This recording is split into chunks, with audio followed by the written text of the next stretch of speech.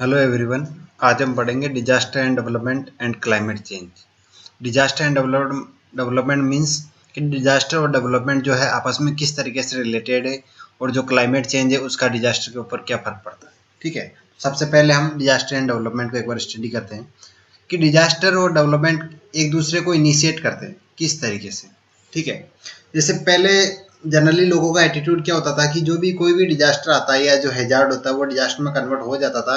क्योंकि वो उसके ऊपर ध्यान नहीं देते थे। ठीक है, तो जब हैजार्ड आता था तो सब लोग यही मानते थे कि ये एक गॉड के एक पनिश करने का एक तरीका है, जो यहाँ पर जो इनहेबिटेंट है उनको पनिश करने का एक तरीका है। ठीक है, और वो इसके अगेंस्ट में कोई प्रिपेयरनेस नहीं रखते थे या कोई भी तैयारी नहीं करते थे उसके अगेंस्ट में। ठीक है, तो वो काफ़ी वल्नरेबल थे उस हैजार्ड के अगेंस्ट में। ठीक है, और फिर वो हैजार्ड क्या होता था कि उनको जो है डिजास्टर में कन्वर्ट हो जाता था और उनको काफ़ी डैमेज करता था। ठीक है, लेकिन और इसी वजह से क्या होता था कि जब कोई भी बिल्डिंग वगैरह बनाई जाती है या कोई भी डेवलपमेंट प्लान बनाया जाता था तो उसमें जो है डिजाइन का बिल्कुल भी कंसिडरेशन नहीं रखा जाता था, या उसको मतलब कि जो डिजास्टर रजिस्टिंग जो बनानी चाहिए उसकी डिजाइन को, वो उस पर बिल्कुल भी ध्यान नहीं दिया जाता था। ठीक है, लेकिन जैसे जैसे एजुकेशन का लेवल बढ़ा, ठीक है, उसके साथ क्या चेंज आया, ठीक है, वो देखते हैं। तो उसमें जो पहले क्या होता था कि पहले जैसे डिजास्टर जो है जैसे पास हो चुका है, ठीक है, उसके बाद में जो इमरजेंसी नीड्स होती थी जैसे फूड वगैरह से या हेल्थ वगैरह, वो सारे इश्यूज जो होते थे उनकी जो सप्लाई होती थी, या फिर जो डेब्रीज वगैरह या इधर उधर जो डैमेज हो गया, वेस्ट बिखरा पड़ा है, उसको क्लीन करने की और वापस चीज़ों को शुरू से बनाने की जो है प्रोसेस रहती थी। ये एक जनरली पहले का एटीट्यूड था। लेकिन जैसे एजुकेशन लेवल बढ़ा या लोगों ने इसके ऊपर डिजास्टर के ऊपर वर्क करना शुरू किया और डिजास्टर मैनेजमेंट के डायरेक्शन में काम करना शुरू किया, तो क्या हुआ कि ये पता लगा या फिर ये मतलब कि जो है अप्रोच बदल गई डिजास्टर के अगेंस्ट में या हैजार्ड के अगेंस्ट में, कि हम जो है इसकी जो हैजार्ड की सिविरिटी को कम करने के लिए काफ़ी कुछ कर सकते हैं, जो डिजाइन के अंदर चेंज कर सकते हैं, पहले से प्रिपेयरनेस कर सकते हैं, ड्यूरिंग डिजास्टर भी हम अच्छा खासा काम करके मतलब कि एक दूसरे की हेल्प करके और लोगों को वहाँ से रेस्क्यू करके हम जो है इसको कम कर सकते हैं, इस हैजार्ड की सिविरिटी को कम कर सकते हैं और इसको डिजास्टर में कन्वर्ट होने से रोक सकते हैं। ठीक है, अब जो है डिजास्टर और डेवलपमेंट वो एक दूसरे को कैसे अफेक्ट करते हैं, उन चीज़ों को जरा अपन देखते हैं एक बार।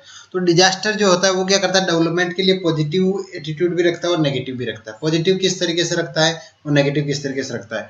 नेगेटिव में क्या होता है कि जैसे आपने कोई भी डेवलपमेंट प्रोग्राम इनिशिएट किया, ठीक है, तो जैसे ही कोई डिजास्टर आता है तो वो क्या करता है कि सारे जो डेवलपमेंट प्रोग्राम होते हैं वो सारे पीछे चले जाते हैं कुछ ईयर्स के लिए। ठीक है, जैसे रेलवे लाइन से फ्लड आया सपोज करो किसी एरिया के अंदर, और वहाँ पे रेलवे लाइन है, यूटिलिटी लाइन से रोड है, वो सारी चीज़ें जो होती है वो क्या करती है, डैमेज हो जाती है फ्लड की वजह से। या फिर कोई जैसे आपने बिल्डिंग बनाई है, फैक्ट्री वगैरह लगाई, ठीक है, एक पूरा एरिया जो है तैयार किया जिसके अंदर आपने डेवलपमेंट करके फर्दर फ्यूचर के लिए एक प्लान डेवलपमेंट किया गया है उसके अंदर। ठीक है, और जैसे कोई अर्थक्वेक आता है या सुनामी आती है, ठीक है, और आपने अगर डिजाइन को उसमें ध्यान नहीं रखा तो वो क्या होगा, आपका डेवलपमेंट प्रोग्राम पूरा पीछे की ओर चला जाएगा। ठीक है, अब ये पॉजिटिव एटीट्यूड किस तरीके से रखता है कि कुछ नए डेवलपमेंट प्रोग्राम जो होते हैं वो इसकी वजह से इनिशिएट होते हैं।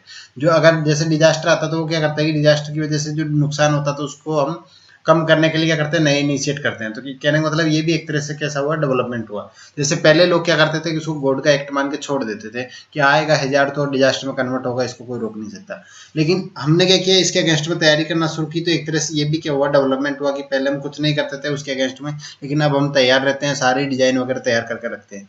तो कहने का मतलब डेवलपमेंट प्रोग्राम को इनिशिएट करने का भी जो है डिजास्टर का एक पॉजिटिव एटीट्यूड कह सकते हैं। ठीक है, अब जो है डेवलपमेंट डिजास्टर को किस तरीके से अफेक्ट करता है, पॉजिटिवली भी करता है नेगेटिवली भी करता है।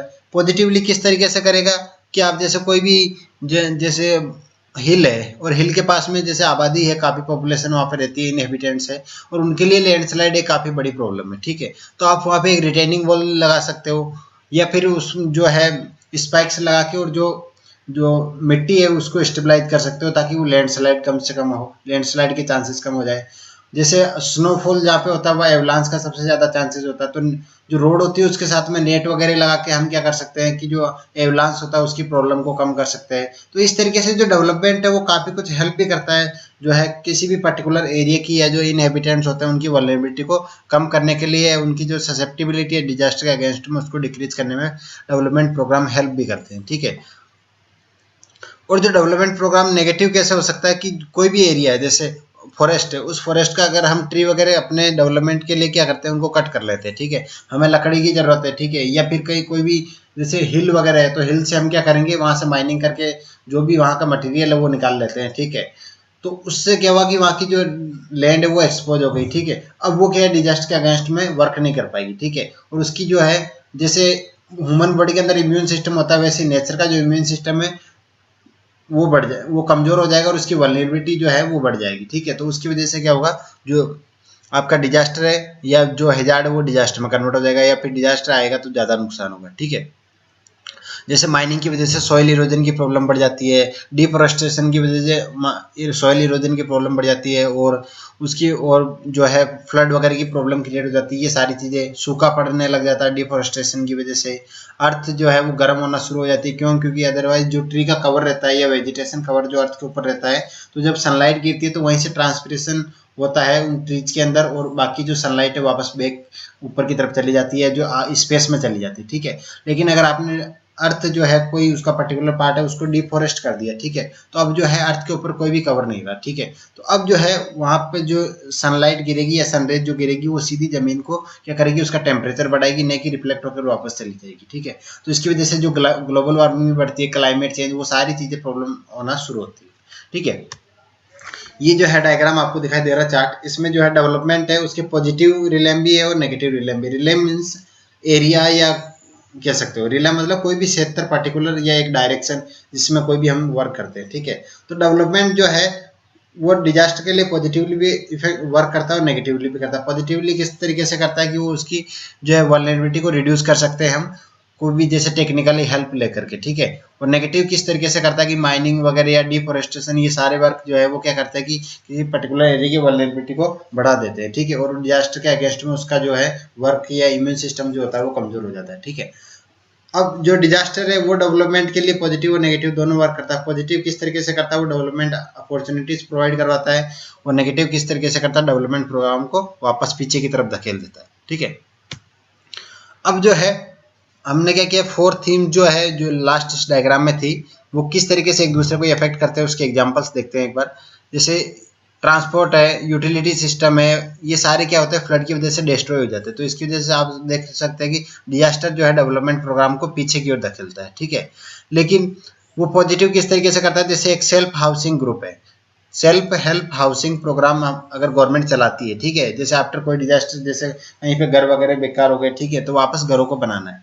अब वो घरों को बनाने के लिए लोग जो है आपस में एक दूसरे की हेल्प करते हैं, तो वो क्या करते हैं कि उनके एक तो दूर खुद के अंदर नई स्किल्स आती है। जैसे अर्थक्वेक आया तो अर्थक्वेक के रेजिस्टेंस जो बिल्डिंग बननी चाहिए वो कैसी होनी चाहिए, वुडन वाली होनी चाहिए अधिकतर, और जो जिसके जो वाइब्रेशन को बियर कर सके, ठीक है। तो वो अगर वैसी बिल्डिंग बनाते हैं तो वो उसके बारे में ऑब्वियस सी बातें सीखेंगे, तो उनको नई स्किल्स उनके अंदर जनरेट होगी।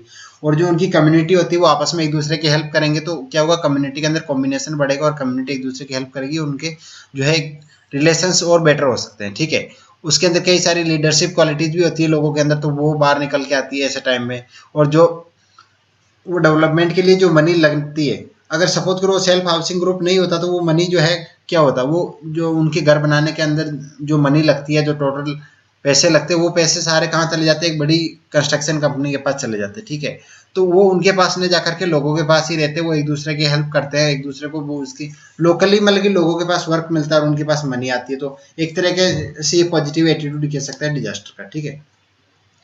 अब जो है डेवलपमेंट किस तरीके से डिजास्टर को बढ़ाता है, जैसे डेजर्टिफिकेशन होता है। डेजर्टिफिकेशन किसकी वजह से होता है, जैसे ओवर ग्रेजिंग की वजह से। ओवर ग्रेजिंग मतलब अतिचारण, जैसे कोई भी जो अतिचारण जो होता है उसकी वजह से क्या होता है, कहीं पे भी जो मिट्टी के ऊपर वेजिटेशन कवर होता है वो वेजिटेशन कवर हट जाता है, या आप डिफोरेस्टेशन करते हो तो उसकी वजह से वहाँ पे पेड़ वगैरह हट जाते हैं। अब जो वो हट जाते हैं तो वो क्या करते हैं कि वहाँ की जो मिट्टी पकड़ के रखते हैं वो मिट्टी अब उनके कंट्रोल से बाहर हो जाती है, ठीक है। उसके बाद वो मिट्टी पकड़ में नहीं आती, और या वहाँ पर बारिश जो है उसका इंटेंसिटी काफ़ी कम हो जाती है, रेनफॉल जो है उसकी वैल्यू कम हो जाती है, प्रेसिपिटेशन बिल्कुल जीरो हो जाता है, ठीक है। तो उसकी वजह से वहाँ पे डेजर्टिफिकेशन हो जाता है और वहाँ पे अकाल की समस्या आ जाती है, ठीक है। तो जो फेमाइन के अगेंस्ट में वल्नरेबिलिटी है उसको कौन बढ़ाता है, ओवरग्रेजिंग, ठीक है। तो ये भी किसका हुआ है, डेवलपमेंट का हिस्सा हुआ, ठीक है। डेवलपमेंट के लिए हम क्या करते हैं, सपोज करो कहीं पे भी पशुपालन हो रहा है और लोग क्या करेंगे, अगर ज़्यादा जानवर रखेंगे ठीक है। तो उसकी वजह से क्या होगा, ओवर ग्रेजिंग होगी, और ओवर ग्रेजिंग डेजर्टिफिकेशन को इनवाइट करेगी, और डेजर्टिफिकेशन किसको, फेमाइन को इनवाइट करेगा। और फेमाइन जब अगर अकाल, फेमाइन मीन्स अकाल, ठीक है, अगर कहीं पे भी फेमाइन या अकाल जो पड़ेगा तो उसकी वजह से क्या होगा, वहाँ पे लोगों की डेथ होगी, और जो एनिमल्स वगैरह उन सबकी डेथ हो जाएगी, या जो बच्चे कुछ ट्रीज वगैरह वो भी सूख जाएंगे, ठीक है। अब जो है डिजास्टर जो डेवलपमेंट जो है डिजास्टर को किस तरीके से कम कर सकता है। जैसे अगर हम बिल्डिंग बनाते हैं, उसके अंदर अगर बिल्डिंग कोड्स जो होते हैं, जैसे सिविल के अंदर क्या होता है कि जो आरसीसी वगैरह है, जो स्टील है, उन सारे सब्जेक्टों के अंदर, या विंड वाली जो सब्जेक्ट है उसके अंदर, सबके अंदर कोड है, ठीक है। वो कोड क्या करते हैं कि बिल्डिंग बनाने के लिए एक पर्टिकुलर जो है आपको गाइडलाइंस प्रोवाइड करवाते हैं। अगर हम गाइडलाइंस को फॉलो करते हैं, बिल्डिंग कोड्स को फॉलो करते हैं, तो जो है जो आप बिल्डिंग बनाते हो वो कैसी होगी, काफ़ी ज़्यादा, मतलब कि उसकी उसके जो रजिस्टिविटी होगी किसी भी डिजास्टर के अगेंस्ट वो काफ़ी अच्छी होगी, या उसकी वल्नरेबिलिटी जो होगी वो कम होगी।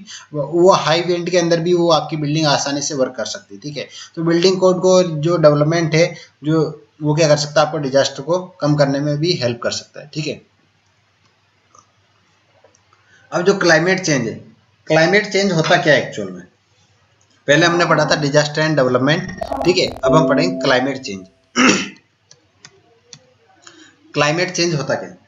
क्लाइमेट के अंदर चेंज तो डेली होता है कि मौसम के अंदर चेंज आ रहा है, और उसको हम वेदर कहते हैं। मौसम चेंज होना कहने का मतलब, अगर जो आसपास के एनवायरनमेंट में थोड़े टाइम के लिए चेंज होता है तो उसको हम मौसम का चेंज कहते हैं, ठीक है। 3-4 महीनों के लिए चेंज होता है तो उसको हम सीजन चेंज कहते हैं। जैसे ऋतु, जैसे आपकी पहले रेनी आती है, फिर समर आती है, फिर स्प्रिंग आती है, सॉरी रेनी के बाद विंटर, उसके बाद स्प्रिंग, और उसके बाद समर। इस तरीके से जो सीजन है वो 3-4 महीनों के लिए, अगर टाइम जो चेंज होता है, टाइम के अंदर एनवायरनमेंट के अंदर चेंज आता है 3-4 महीने के लिए, तो उसको हम सीजन में चेंज कहते हैं। लेकिन अगर ऐसा चेंज आ रहा है जो दशकों तक रहता है, गर्मियाँ तो हर बार आती है, जो अर्थ है उसका टेम्परेचर बढ़ता है, ठीक है।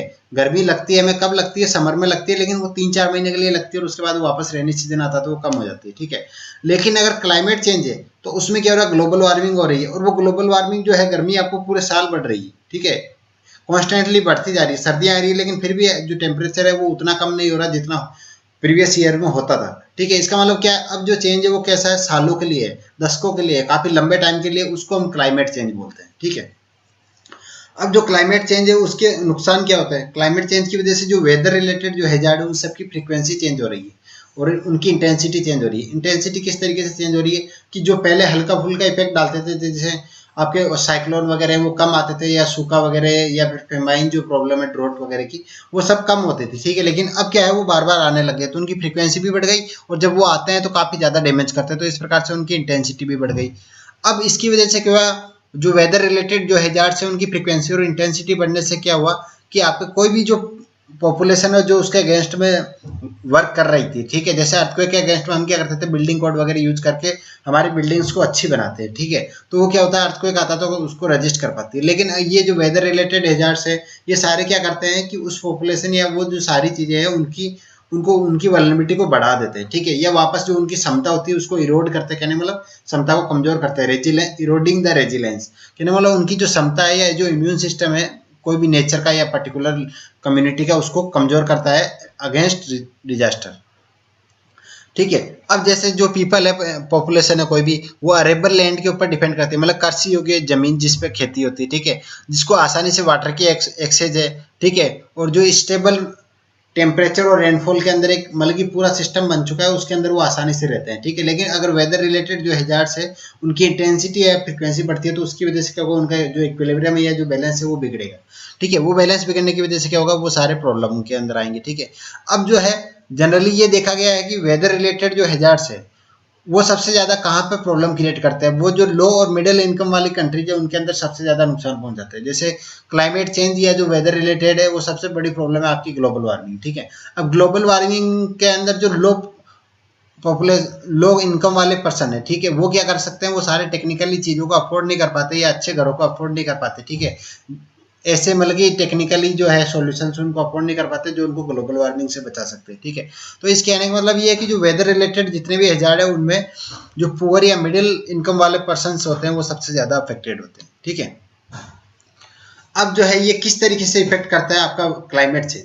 क्लाइमेट चेंज क्या करता है, एग्रीकल्चरल यील्ड जो है उसको कम कर देता है। जैसे वार्मर जो एनवायरनमेंट होता है, गर्म जो होता है, तो उसकी वजह से हीट स्ट्रेस की प्रॉब्लम बढ़ती है। हीट स्ट्रेस की प्रॉब्लम बढ़ती है तो जो क्रॉप वगैरह जो होती है उसको सबसे ज़्यादा नुकसान होता है, और उसकी वजह से जो रूरल पुअर जो पॉपुलेशन है या जो पीपल्स है उनको सबसे ज़्यादा नुकसान होता है। अब जो है गाँव के अंदर जो पीपल है वो अगर परेशान होते हैं या मतलब क्लाइमेट चेंज की इसकी वजह से, तो वो क्या करेंगे, वहाँ पे अनएम्प्लॉयमेंट बढ़ेगा और वो क्या करेंगे, अर्बन एरियाज की तरफ माइग्रेशन करेंगे। ठीक है, अर्बन एरियाज की तरफ माइग्रेट करेंगे तो उसकी वजह से क्या होगा, सिटी के अंदर पॉपुलेशन एक्सप्लोजन होगा और उसकी वजह से सिटी के अंदर भी क्या हो जाएगी, ये सारी प्रॉब्लम हो जाएगी। ठीक है, नेक्स्ट राइजिंग सी लेवल। जो क्लाइमेट चेंज की वजह से क्या हुआ, जो टेम्परेचर बढ़ रहा है ओवरऑल अर्थ का ग्लोबल वार्मिंग की वजह से, उसकी वजह से जो ग्लेशियर है वो पिघल रहे हैं, और ग्लेशियर के पिघलने की वजह से क्या हो रहा है कि वहाँ का जो वाटर है वो सी के अंदर आ रहा है और उससे सी लेवल बढ़ रहा है। तो सी के आसपास का जो लो लाइंग कोस्टल एरिया है, ठीक है, जो समुद्र की तट के आसपास का जो एरिया है और जो इसकी हाइट कम है जो सी लेवल के रेस्पेक्ट में, तो वो क्या हो रहा है, जल्दी से सिंक कर जाएंगे उसके अंदर। अब वहाँ पे जो पॉपुलेशन वो क्या करेगी, हायर जो एरियाज है उनकी तरफ बढ़ेगी, और वहाँ पे पॉपुलेशन एक्सप्लोजन होगा तो वहाँ की प्रॉब्लम, वहाँ पर भी क्या होगा, जो सारे लोग होंगे उनके ऊपर जो है फैसिलिटीज का जो है जितना डिस्ट्रीब्यूशन है वो कम हो जाएगा, और उसकी वजह से उनको भी क्या होगा, प्रॉब्लम उठानी पड़ेगी। ठीक है, तो ये प्रॉब्लम आ रही है। और जनरली एक ट्रेंड ये भी देखा गया है कि पिछले कुछ ईयर्स में जो पॉपुलेशन है वो कोस्टल एरिया के आसपास ही ज़्यादा बढ़ी है। ठीक है, एक नॉर्मल एरिया और एक अगर कोस्टल एरिया का हम कंपेयर करते हैं तो कोस्टल एरिया के अंदर पॉपुलेशन का जो है इंक्रीमेंट काफ़ी ज़्यादा होगा। ठीक है, अब जो क्लाइमेट चेंज की वजह से थर्ड जो इफेक्ट है वो क्या है, मोर severe and frequent extreme precipitation event. कहने का मतलब जो बारिश जो है या फिर जो ओले जो हेल स्टॉर्म जिसको हम बोलते हैं या स्नोफॉल है, उन सब का जो पैटर्न है उसके अंदर चेंजेस आ रहा है। ठीक है, जहाँ अफ्रीका के अंदर पहले बारिश नहीं होती थी, काफ़ी कम बारिश होती थी, वहाँ पे भी अभी अच्छी खासी बारिश होने लगी है। ठीक है, राजस्थान के अंदर जनरली बारिश काफ़ी कम होती है, लेकिन लास्ट ईयर जो है अभी जो जून जुलाई लास्ट गया है उसके अंदर पूरे इंडिया में सबसे ज़्यादा राजस्थान के अंदर बारिश हुई थी। ठीक है, तो वह वो प्रॉब्लम हो रही है। जैसे बिहार के अंदर है या असम के अंदर अक्सर जो है हर बार हम देखते हैं कि रेनी सीजन के अंदर फ्लड की प्रॉब्लम क्रिएट हो रही है।